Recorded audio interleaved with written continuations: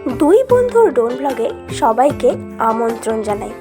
আজকে তোমাদেরকে দেখাবো হুগলি জেলার চণ্ডীতলা থানার অন্তর্গত জনাইয়ের পার্শ্ববর্তী গ্রাম, যার নাম বাক্সা। এই গ্রামে বসবাসকারী বন্ধুদের থেকে চৌধুরী বাবুর বাড়ির ভিডিও থেকে অনেক ভালোবাসা পেয়েছি। আজকে এই ভিডিওর মাধ্যমে আপনাদের গ্রামটিকে তুলে ধরলাম।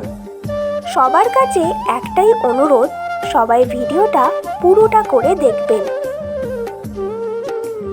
পেজটিকে অবশ্যই ফলো করে দেবেন আর ভিডিওটি শেয়ার করে অন্যজনকে দেখার সুযোগ করে দেবেন এবং অবশ্যই আমাদের পাশে থাকবেন। এখানকার স্থানীয় বাসিন্দাদের থেকে জানতে পারলাম এই গ্রামে একটা মন্দির রয়েছে। সেই মন্দিরের আদলেই নাকি দক্ষিণেশ্বরের মন্দির নির্মিত হয়েছে। আজকের ভিডিওতে থাকছে চৌধুরী বাবুর বাড়ি, মিত্রবাড়ি, সিংহবাড়ি, 12 মন্দিরতলা, বদ্যি মাতার মন্দির, স্কুল ও পিকনিক গার্ডেন। শুরুটা করলাম মিত্রবাড়ি দিয়ে। এটি হচ্ছে মিত্রদের রঘুনাথ জিউর মন্দির। কথিত আছে রানী রাসমণি এই মন্দিরের স্বপ্নে দর্শন করেছিলেন এবং এই মন্দিরটির আদলেই নাকি দক্ষিণেশ্বর মন্দিরটি নির্মাণ করা হয়েছে।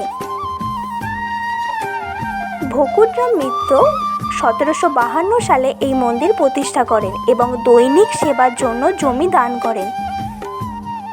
এই হলো মিত্তিদের বাড়ির দুর্গা দালান। ফ্লোরটি সাদা মার্বেল পাথরে নির্মিত, সামনেই প্রতিমার জায়গা করা রয়েছে। দালানের ঊর্ধ্বাধশের কাজগুলি রয়েছিল অনবদ্য। প্রতি বছর মিত্রদের বাড়ি দুর্গাপুজো দেখার জন্য গ্রামের মানুষ প্রচুর ভিড় করে। এখান থেকে 2 মিনিট দূরেই রয়েছে 12 শিব মন্দিরতলা।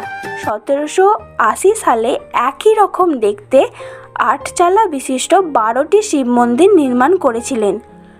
প্রতিটি মন্দির 8 চালার ওপর নির্মিত এবং প্রতিটি মন্দিরের উচ্চতা 60 ফুট। প্রত্যেকটি গর্ভগৃহে অবস্থান করছেন দেবাদিদেব মহাদেব। মন্দিরগুলি একই লাইনে সমান্তরালভাবে নির্মিত। এখান থেকে 4 মিনিট দূরে রয়েছে বদ্যি মাতার মন্দির।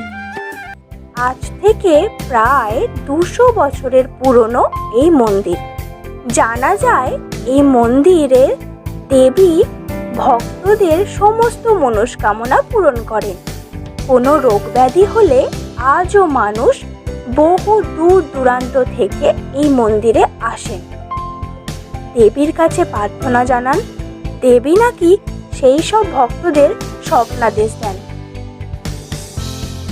সেই স্বপ্নাদেশ অনুযায়ী ওষুধ খেলে ভক্তদের যাবতীয় রোগ ব্যাধি সেরে যায়।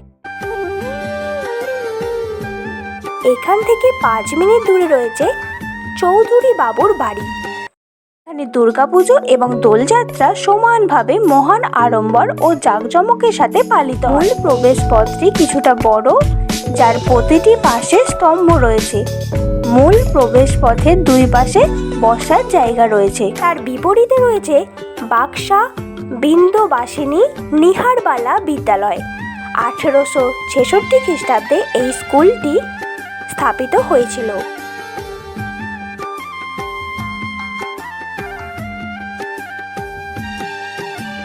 এটা হলো সিংহবাড়ি। মহেন্দ্রনাথ সিংহ ছিলেন কালীপ্রসন্ন সিংহের উত্তম পুরুষ। 1921 সালে বসন্ত কুমার বসুর লেখা কায়স্থ পরিচয় বইটিতে এই পরিবারের উল্লেখ পাওয়া যায়। এটা হলো যোগমায়া সায়র পিকনিক গার্ডেন।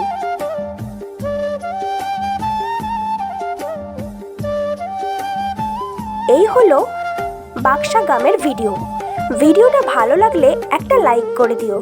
ভুল কিছু হলে অবশ্যই কমেন্ট করে জানিও। সবাই ভালো থাকো এবং সুস্থ থাকো। তোমাদের সঙ্গে আবার দেখা হবে পরের ভিডিওতে। টাটা।